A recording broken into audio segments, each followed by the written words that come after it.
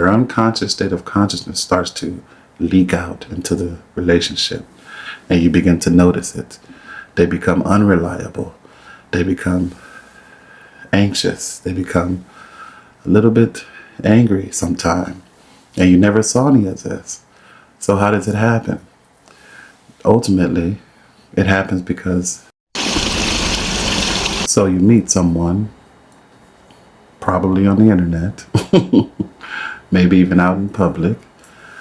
I know the new thing for meeting people is on the internet, and that's fine. It's okay. There's nice people there. But you meet the person, go on a date.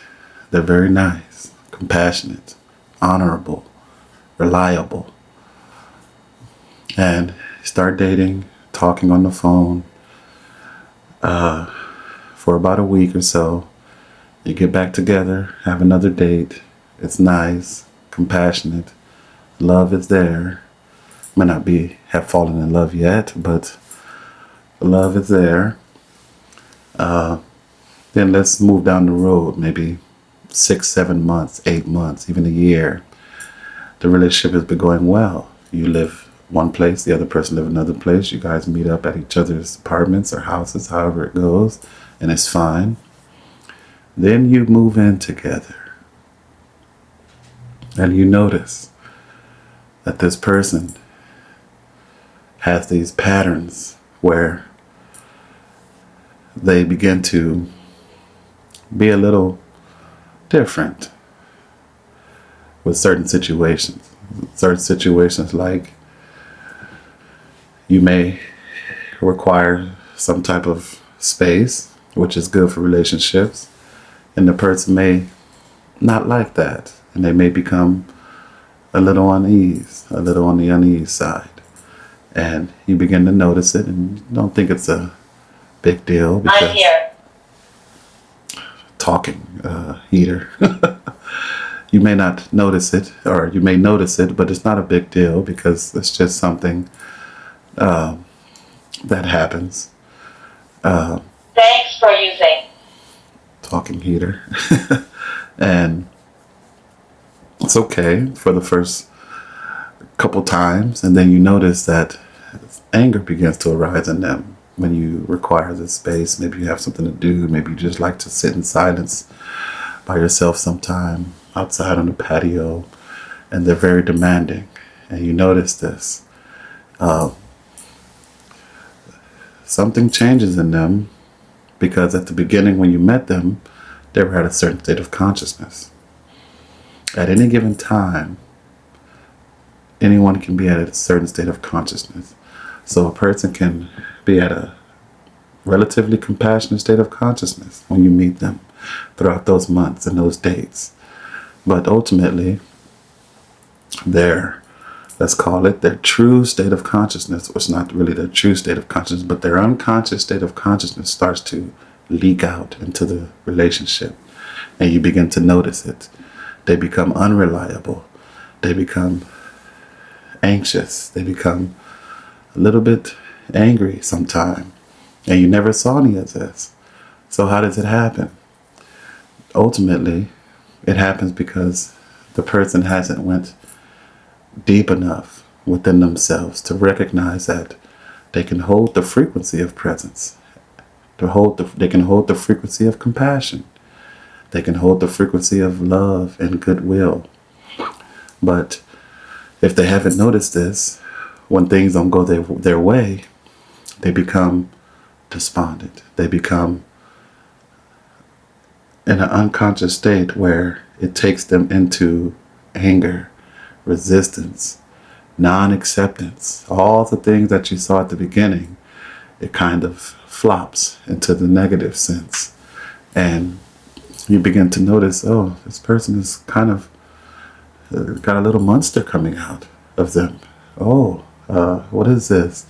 And at that time, you may bring it up to them. You may say, I noticed when I say no to something, you become a little angry or frustrated.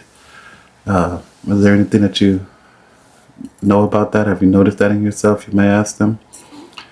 And at that point, they may say, yes, I did notice it. And okay, it may dissolve a little bit and throughout the relationship. You might be okay again. Okay, you might think we have a chance here. Another 4 or 5 months pass by. And let's say, for example, you had a reservation. Something came up for you. You couldn't make the reservation. And the person begins to, oh, I can't believe it. What do you mean? We had this reservation for 2 or 3 months. How could you? And right there, you notice that the awareness in them has decreased. You notice that. You may not immediately say it to them. It'd be good if you could, but you would have to have had that conversation prior to this situation. Otherwise, it comes off as threatening. If you say it right in the middle of the pain body, the negativity coming out, it becomes threatening. So you may not say it right then and there, but you try your best to kind of explain to them that, well, I had a prior engagement that may have slipped my mind and I forgot, and this is what I have to do now. And at that point, awareness for them can reappear and arise, and they become acceptant, non-resistant, and okay with it. Or what usually happens is they become resistant. There's a struggle in acceptance for them. So with you recognizing that, you may say a few words and try to bring them out of it and recognize that in them that they have not necessarily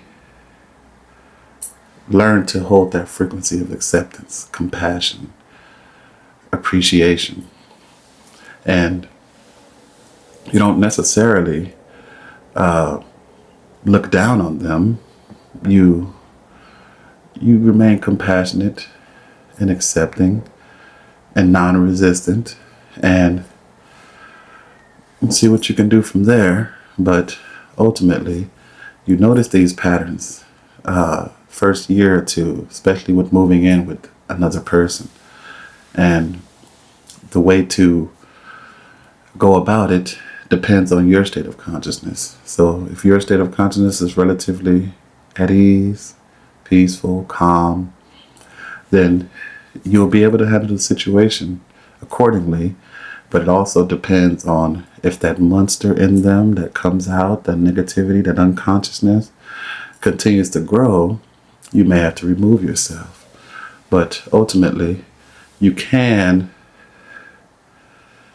allow some space from the person, allow them some time to contemplate and see if they can bring awareness and compassion and acceptance deeper into their daily life, because that will ultimately shift their attention from that negativity, that resistance, that frustration, to acceptance and openness and ease.